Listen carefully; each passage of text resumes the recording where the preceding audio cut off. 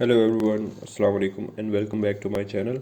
आज की वीडियो के अंदर हम देखेंगे कि HTTP रिक्वेस्ट हम कैसे भेज सकते हैं और किसी थर्ड पार्टी की API के थ्रू डाटा को गेट कैसे कर सकते हैं, और डाटा गेट करने के बाद हमने उसे अपने मॉडल क्लासेस के थ्रू कैसे एक क्लास के इंस्टेंस में क्रिएट करना है और कैसे यूज़र को शो करवाना है। तो इस पूरे लेक्चर के अंदर हम गेट करेंगे रिस्पॉन्स किसी रैंडम API से, और जो API मैं यहाँ पे यूज़ करने लगा हूँ वो हमारी है रैंडम यूज़र API, और उस रैंडम यूज़र API को मैं यहाँ पे आप लोगों को शो करवा देता हूँ।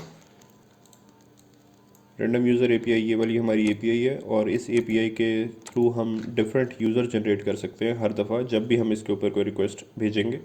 हर रिक्वेस्ट का एक स्पेसिफिक एंड पॉइंट होता है जो कि उसका URL भी कहलाता है, कि हम इस URL के ऊपर जैसे ही रिक्वेस्ट भेजेंगे तो हमें हर दफ़ा एक नया यूज़र आएगा। ओके, अगर आप इसको यहाँ ब्राउज़र के ऊपर भी सेंड करके देखें तो आपके पास ये एक पूरी पूरी जेसन फॉर्मेट के अंदर एक रिस्पांस आ गया है, और इस रिस्पांस के अंदर अगर आप नेम इसका देखें तो ये नेम है, और जब भी मैं इसे रिफ़्रेश करूँगा तो हमारे पास हर दफ़ा एक नया यूज़र जनरेट हो रहा है। ओके, तो हम यहाँ पे इसी API को यूज़ करेंगे अपने फ्लटर कोड के अंदर। तो लेट्स गेट स्टार्टेड। सबसे पहला जो स्टेप है वो हमारा क्या है कि हमने कोई API ढूंढनी है जिसको हम अपने प्रोजेक्ट के अंदर यूज़ करना चाह रहे हैं। तो मैं यहाँ पे यूज़ करना चाह रहा हूँ रैंडम यूज़र डॉट मी की API को, और उस API के URL को मैं यहाँ से कॉपी कर लेता हूँ। Now let's get back to the code. जो सेकंड स्टेप है हमारा वो है कि हम यहाँ पे आके अपने एंड पॉइंट को डिफाइन कर देते हैं, और ये मैंने एक होम पेज क्रिएट किया हुआ है जो कि मैंने मेन डॉट डार्ट की फाइल में कॉल कर लिया है, और मेरा जो होम पेज है वो एक स्टेटफुल विजेट है। इस एंड पॉइंट को यहाँ कॉल कर लिया है, तो इस एंड पॉइंट को मैं यूज़ कर सकता हूँ with in gate data function. तो सबसे पहले मैं एक इनिट स्टेट का फंक्शन क्रिएट कर रहा हूँ, और उस फंक्शन के अंदर मैं आके गेट डाटा का फंक्शन कॉल कर रहा हूँ, और ये गेट डाटा फंक्शन हमारा रिस्पॉन्सिबल होगा API से डाटा लाने के लिए। Okay, getting data.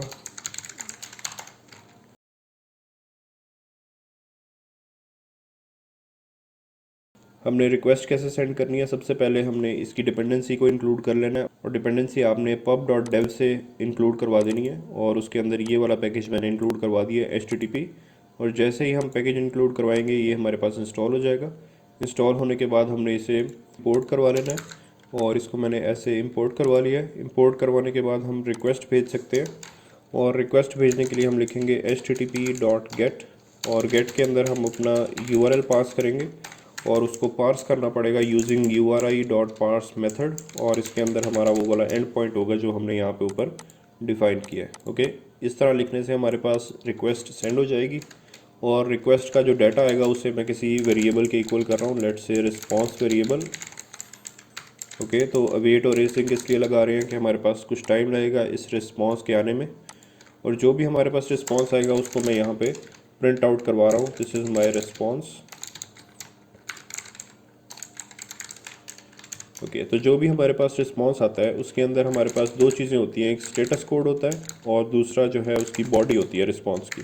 तो जो स्टेटस कोड है और जो बॉडी है हम देखते हैं कि वो आ भी रही है हमारे पास कि नहीं आ रही। अगर तो सक्सेसफुली रिक्वेस्ट आ जाएगी, रिक्वेस्ट सेंड हो जाएगी, तो हमारे पास सक्सेसफुली डाटा अगर आ गया तो स्टेटस कोड भी उसके अंदर इंक्लूड होगा और बॉडी भी इंक्लूड होगी।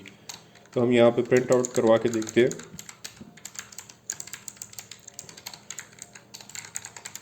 अपने स्टेटस कोड को भी और इसी तरह अपनी बॉडी को भी, response dot body. Okay, debug console अगर मैं ओपन कर लूँ और इसे रिफ़्रेश करते हैं। ओके, तो यहाँ पे आप लोग देखें हमारे पास क्या था, रिस्पॉन्स, और इस रिस्पॉन्स के वेरिएबल के अंदर क्या चीज़ आई है, इंस्टेंस ऑफ रिस्पॉन्स। उसके बाद स्टेटस कोड 200 है, और ये हमारे पास पूरी बॉडी है, और ये जो बॉडी है ये इसी तरीके से आनी थी। अगर मैं आपको इसकी डॉक्यूमेंटेशन पे लेके जाऊँ, इसकी डॉक्यूमेंटेशन के अंदर रिजल्ट्स के सेक्शन में लिखा हुआ है कि जब भी हम इस API के ऊपर रिक्वेस्ट भेजेंगे तो रिजल्ट्स के अंदर हमारे पास एक मैप आएगा, और ये जेसन फॉर्मेट के अंदर होगा। उसके अंदर पहली जो की है वो है रिजल्ट्स, और उसकी ज़ीरो लोकेशन के ऊपर एक लिस्ट पड़ी हुई है, और उस लिस्ट के अंदर फिर से मैप्स बने हुए हैं। तो ये एक लिस्ट है इन जनरल, लेकिन लिस्ट के अंदर डिफरेंट मैप्स हैं। ओके, जैसे ये नेम की है, और उस नेम की के अंदर ये सारी उसकी वैल्यूज़ पड़ी हुई हैं। ये नेम के अंदर एक और मैप है। तो हम इसको देखते हैं कैसे पार्स कर सकते हैं इसके डाटा को। जो भी रिस्पॉन्स आता है हमारे पास वो एनकोड हुआ होता है, तो हमें उसको सबसे पहले डीकोड करना पड़ेगा using Jason decode method response dot body. और इसको मैं अपने किसी स्पेसिफिक वेरिएबल के इक्वल भी कर रहा हूँ। Let's say decoded variable JSON decode response dot body. Okay, तो हमारे पास सक्सेसफुली डाटा आ रहा है। अब हम मूव ऑन करते हैं थर्ड स्टेप के ऊपर।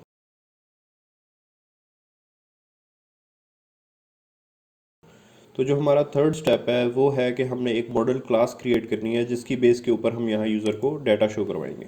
तो डाटा शो करवाना हमने किस तरीके से है, उसके लिए हमें एक लेआउट बनाना पड़ेगा। तो थर्ड स्टेप के अंदर हम एक छोटा सा लेआउट क्रिएट करते हैं और फिर फोर्थ स्टेप के अंदर हम मॉडल क्लास क्रिएट करेंगे।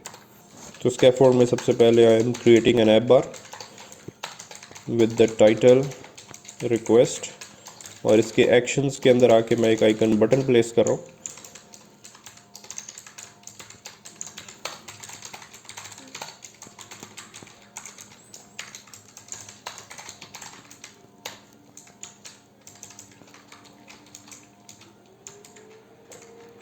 ओके, आफ्टर दैट इसकी बॉडी में आके मैं एक लिस्ट टाइल क्रिएट करने लगा हूँ। और लिस्ट टाइल के अंदर हमें पता है एक टाइटल होता है।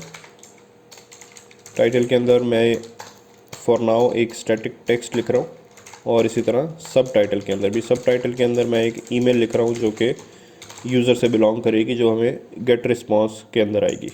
इसको अगर मैं सेव करूँ तो यहाँ पे हमारे पास एक लिस्ट क्रिएट हो गई है, और लिस्ट के अंदर हमारे पास लीडिंग और ट्रेलिंग आइकन्स भी होते हैं। तो मैं यहाँ पे लीडिंग आइकन भी लगाता हूँ, लेकिन वो बेस करेगा उस डाटा के ऊपर जो यूज़र से आएगा, और लीडिंग के अंदर हम एक इमेज लगा देंगे। तो थर्ड स्टेप हमारा कंप्लीट हो गया है, जो कि था हमने एक सिंपल सा लेआउट क्रिएट करना था।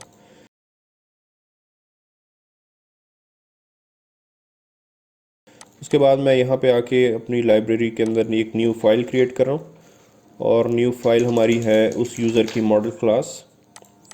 तो जो भी हमारे पास यूज़र आ रहा है, यहाँ पे अगर आप लोग देखें हमारे पास जो भी यूज़र आता है उसका नेम भी है हमारे पास, उसकी ईमेल भी है और उसकी पिक्चर भी है, ठीक है, उसका सेल फ़ोन भी है। लेकिन मैं इन तीन चीज़ों के ऊपर फोकस करूँगा, नेम के ऊपर, ईमेल के ऊपर और इमेज के ऊपर। तो हम यहाँ पे सबसे पहले इंपोर्ट कर लेते हैं मटेरियल डिज़ाइन।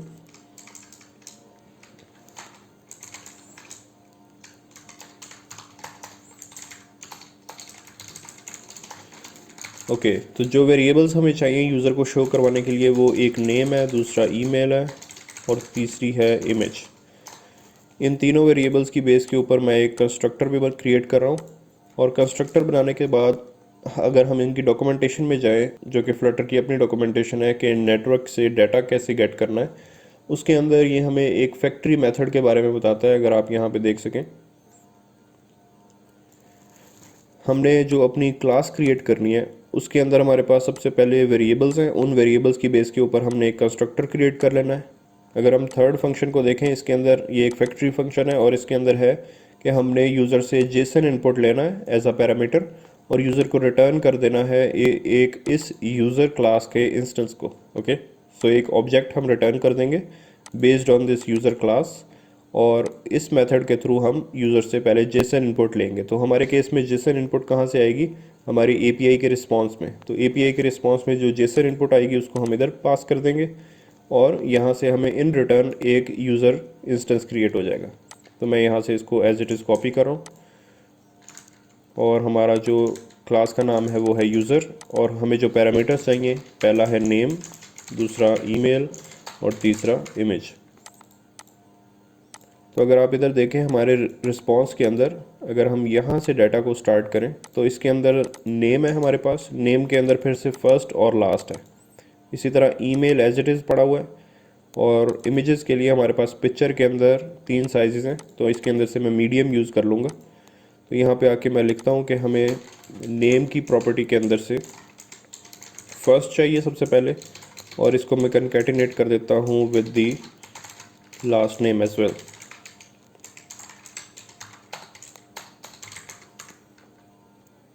ईमेल डायरेक्ट हमारे पास पड़ी हुई है, और इमेज जो है वो पिक्चर के अंदर हम मीडियम यूज़ करने लगे हैं।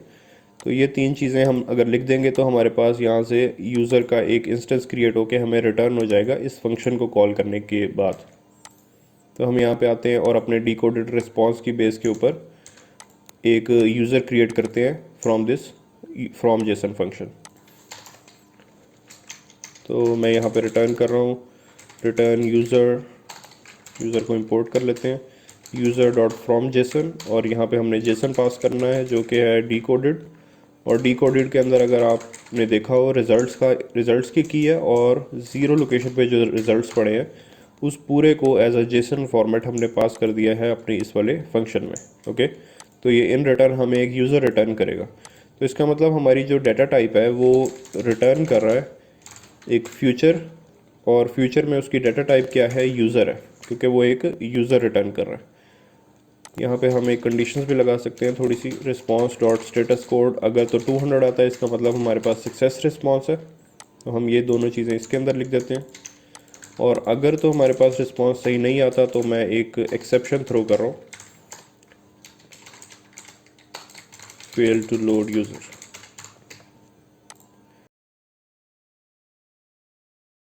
अब हम यहाँ पे आते हैं अपनी बॉडी के अंदर और फ्यूचर बिल्डर लगा देते हैं। फ्यूचर बिल्डर जो है वो वेट करेगा हमारे पास डाटा आने का और उस डाटा की बेस के ऊपर रिजल्ट्स शो करवाएगा। सबसे पहले हमने फ्यूचर वेरिएबल पास करना है इसके अंदर। लेट्स से मैं माई डाटा का वेरिएबल पास कर रहा हूँ और उसको मैं इस गेट डाटा का इक्वल कर रहा हूँ। तो जो भी डाटा के अंदर से डाटा टाइप आएगी, जो कि हमें पता है यहाँ से क्या आएगा, हमारे पास एक यूज़र का ऑब्जेक्ट आएगा और उस यूज़र के ऑब्जेक्ट को हमने इक्वल कर दिया है माई डाटा के। इसका मतलब इसकी टाइप जो है वो हमारे पास एक यूज़र ऑब्जेक्ट है। तो इस माई डाटा वेरिएबल की टाइप भी हमारे पास एक यूज़र ऑब्जेक्ट होना चाहिए। हम उसे यहाँ पे आके डिफाइन कर देते हैं, अंडरस्कोर माई डाटा, और यहाँ पे लेट का कीवर्ड भी लगा दें। तो लेट का मतलब होता है जो कि फ्यूचर रिक्वेस्ट की बेस के ऊपर कुछ टाइम के बाद हमें रिस्पॉन्स आएगा, वो इसके अंदर चला जाएगा। ओके, फ्यूचर बिल्डर के अंदर हमने फ्यूचर इसके अंदर से देखता रहेगा डाटा को, और बिल्डर के अंदर आके हमने कॉन्टेक्स्ट एंड स्नैपशॉट के अंदर हमारे पास वो सारा डाटा आएगा जो कि रिटर्न होगा इस फंक्शन की बेस के ऊपर।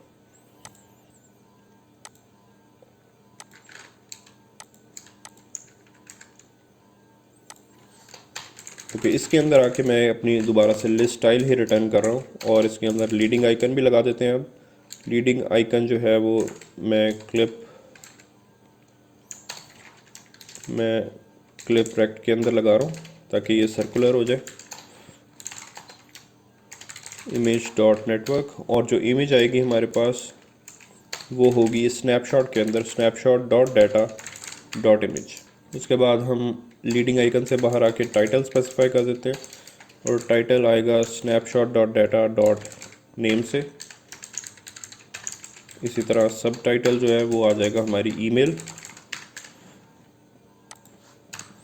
ओके, यहाँ पे आने के बाद हम एक दो कंडीशंस और लगा सकते हैं स्नैपशॉट की बेस के ऊपर। अगर स्नैपशॉट के अंदर कनेक्शन स्टेट हमारी वेटिंग के ऊपर है, इसका मतलब अभी लोडिंग हो रही है और डाटा नहीं आया, तो मैं यहाँ पे एक सेंटर विजिट रिटर्न कर रहा हूँ और उस सेंटर के चाइल्ड के अंदर हम लिख देते हैं सर्कुलर प्रोग्रेस इंडिकेटर। तो एक लोडिंग होती रहेगी जब तक हमारे पास डाटा नहीं आता, और अगर तो वेटिंग स्टेट ख़त्म हो गई है तो इसके अंदर हम ये रिटर्न करवा देते हैं अपनी लिस्ट स्टाइल। ओके, अगर इसको अब मैं सेव करूँ, एक दफ़ा दोबारा से रन कर लेते हैं इसे।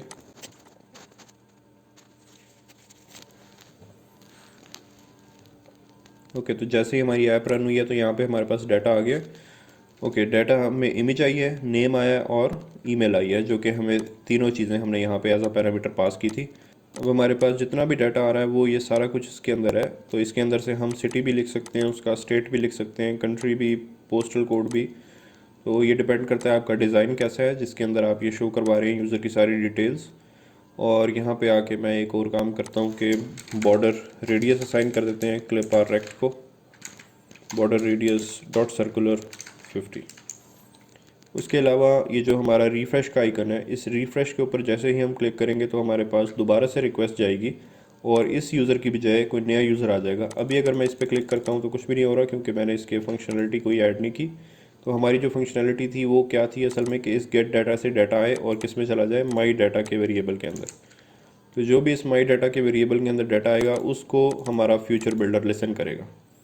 तो जैसे ही मैं इस रिफ़्रेश आइकन पे क्लिक करूँगा तो मैं सेट स्टेट कर रहा हूँ इस डाटा को, तो जो भी डाटा आएगा वो इस वेरिएबल के अंदर चला जाएगा। इसको अगर सेव कर लें और रिफ़्रेश करने के बाद, क्योंकि यहाँ पे लोडिंग के बाद एक नया यूज़र आ गया, अगर इस रिफ़्रेश पे क्लिक करें तो भी एक नया यूज़र आ गया, तो हर दफ़ा रिफ़्रेश करने पे हमारी API का एंड पॉइंट हिट हो रहा है और उसके बाद कोई रिस्पॉन्स के अंदर डाटा आ रहा है। I hope this make sense और आपको समझ आई होगी कि हमने HTTP रिक्वेस्ट को इम्प्लीमेंट कैसे करना है और अपने एक स्पेसिफिक यूज़र के अंदर किसी यूज़र क्लास की बेस के ऊपर उसे पार्स कैसे करना है ताकि हम उसे यूज़र को शो करवा सकें।